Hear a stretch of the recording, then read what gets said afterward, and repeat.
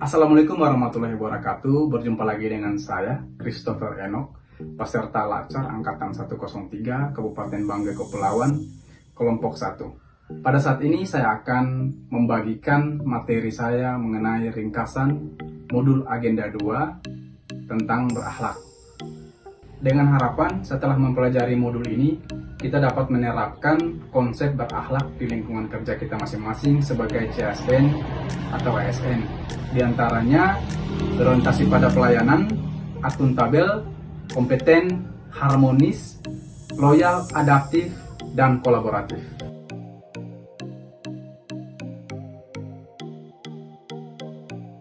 Berdasarkan pidato Presiden Joko Widodo pada launching Core Value dan Employer Branding ASN, di mana Pak Presiden menekankan bahwa setiap ASN harus mempunyai orientasi yang sama, yaitu memberikan pelayanan terbaik untuk masyarakat. Zaman sekarang bukan lagi zaman ASN bergaya seperti pejabat zaman kolonial yang justru minta dilayani. Berdasarkan surat edaran Menteri Pan-RB nomor 20 tahun 2021, ditetapkan Core Value ASN berakhlak dan Employer Branding ASN bangga melayani bangsa. Sehingga Core Value ASN dan Employer Branding ini juga ditetapkan sebagai dasar pelatihan dasar CPNS tahun 2022 yang tertuang dalam Peraturan LAN nomor 10 tahun 2021. Core Value ASN berakhlak ini terdiri dari 7 komponen, diantaranya berorientasi pelayanan, akuntabel, kompeten, harmonis, loyal, adaptif, dan kolaboratif. Yang pertama kita akan pelajari tentang berorientasi pelayanan. Berorientasi pelayanan artinya komitmen memberikan pelayanan prima demi kepuasan masyarakat. Dengan kata kuncinya yaitu responsivitas, kualitas, dan kepuasan. Dengan kalimat afirmasinya, kami berkomitmen memberikan pelayanan prima demi kepuasan masyarakat. Kode etik panduan perilakunya diantaranya 1. Memahami dan memenuhi kebutuhan masyarakat. 2. Ramah, cekatan, solutif, dan dapat diandalkan. Dan yang ketiga, melakukan perbaikan tiada henti. Berorientasi pada pelayanan sangat berkaitan dengan fungsi dan tugas ASN yang diatur dalam Undang-Undang ASN, di mana ada 3 fungsi dan tugas ASN, yaitu 1. Sebagai pelaksana kebijakan publik, melaksanakan kebijakan publik yang dibuat oleh pejabat pembina kepegawaian sesuai dengan peraturan undang-undang. Yang kedua, pelayan publik, yaitu memberikan pelayanan publik yang profesional dan berkualitas. Dan yang terakhir, yang ketiga, mempererat persatuan dan kesatuan negara Republik Indonesia. Unsur penting yang harus ada dalam penyelenggaraan pelayanan publik. Yang pertama, ASN sebagai penyelenggara. Yang kedua, publik atau masyarakat sebagai penerima layanan. Dan yang ketiga, kepuasan masyarakat atau pelanggan. Yang kedua adalah akuntabel. Akuntabel adalah bertanggung jawab atas kepercayaan yang diberikan. Dengan kata kuncinya, integritas, konsisten, dapat dipercaya, dan transparan. Kalimat afirmasi dari akuntabel adalah kami bertanggung jawab atas kepercayaan yang diberikan. Dengan 3 kode etik panduan perilaku, yaitu melaksanakan tugas dengan jujur, bertanggung jawab, cermat, disiplin, dan berintegritas tinggi. Menggunakan kekayaan dan barang milik negara secara bertanggung jawab, efektif, dan efisien.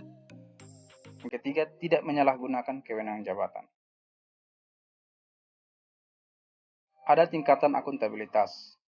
Tingkatan paling dasar adalah akuntabilitas personal, dilanjutkan dengan individu, kelompok, organisasi, dan akuntabilitas stakeholder.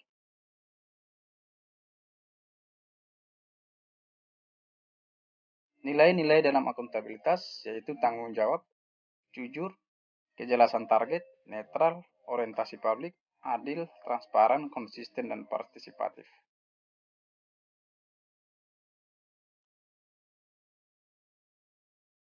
Yang ketiga, kompeten. Yang dimaksud dengan kompeten adalah terus belajar dan mengembangkan kapasitas. Kata kuncinya kinerja terbaik, sukses, keberhasilan training, agility, ahli di bidangnya. Kalimat afirmasi, kami terus belajar dan mengembangkan kapabilitas. Kode etiknya, meningkatkan kompetensi diri untuk menjawab tantangan yang selalu berubah, membantu orang lain belajar, melaksanakan tugas dengan kualitas terbaik. Ada 3 kompetensi ASN. Yang pertama adalah kompetensi secara teknis, di mana kompetensi ini diukur dari tingkat dan spesialisasi pendidikan, pelatihan teknis fungsional, dan pengalaman bekerja secara teknis. Yang kedua adalah kompetensi manajerial. Ini diukur dari tingkat pendidikan, pelatihan struktural atau manajemen, dan pengalaman kepemimpinan. Dan yang ketiga adalah kompetensi sosial kultural.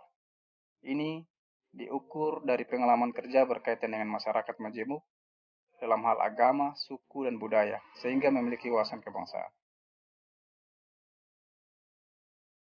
Yang dimaksud dengan kompetensi adalah perpaduan aspek pengetahuan, keterampilan, dan sikap yang terindikasi dalam kemampuan dan perilaku seseorang sesuai dengan tuntutan kerjaan. Yang keempat adalah harmonis. Pengertian harmonis adalah saling peduli dan menghargai perbedaan. Kata kuncinya peduli atau caring, perbedaan atau diversity, dan selaras. Kalimat afirmasi, kami saling peduli dan menghargai perbedaan. Kode etiknya menghargai setiap orang apapun latar belakangnya, suka menolong orang lain, dan membangun hubungan lingkungan kerja yang kondusif. Harmoni adalah kerjasama antara berbagai faktor dengan sedemikian rupa sehingga faktor-faktor tersebut dapat menghasilkan suatu kesatuan yang luhur. Yang kelima adalah loyal. Loyal adalah berdedikasi dan mengutamakan kepentingan bangsa dan negara. Kata kunci dari loyal adalah komitmen, dedikasi, kontribusi, nasionalisme, dan pengabdian. Dengan kalimat afirmasinya, kami berdedikasi dan mengutamakan kepentingan bangsa dan negara. Dan kode etik panduan perilakunya, yang pertama memegang teguh ideologi Pancasila Undang-Undang 1945, setia pada NKRI dan pemerintah yang sah, menjaga nama baik sesama ASN, pimpinan instansi dan negara, dan menjaga rahasia jabatan dan negara. Yang keenam adalah adaptif. Pengertian dari adaptif adalah terus berinovasi dan antusias dalam mengerjakan ataupun menghadapi perubahan. Dengan kata kuncinya antusias terhadap perubahan, dan yang kedua adalah proaktif. Kalimat afirmasinya adalah kami terus berinovasi dan antusias dalam menggerakkan ataupun menghadapi perubahan. Kode etik panduan perilaku yang pertama, cepat menyesuaikan diri menghadapi perubahan, terus berinovasi dan mengembangkan kreativitas, dan yang ketiga adalah bertindak proaktif. Ciri-ciri individu yang adaptif, yang pertama, eksperimen orang yang beradaptasi. Yang kedua, melihat peluang di mana orang lain melihat kegagalan. Yang ketiga, memiliki sumber daya. Yang keempat, selalu berpikir ke depan, tidak mudah mengeluh, tidak menyalahkan, tidak mencari popularitas, memiliki rasa ingin tahu, memperhatikan sistem, membuka pikiran, dan memahami apa yang sedang diperjuangkan. Yang ketujuh dan terakhir adalah kolaboratif.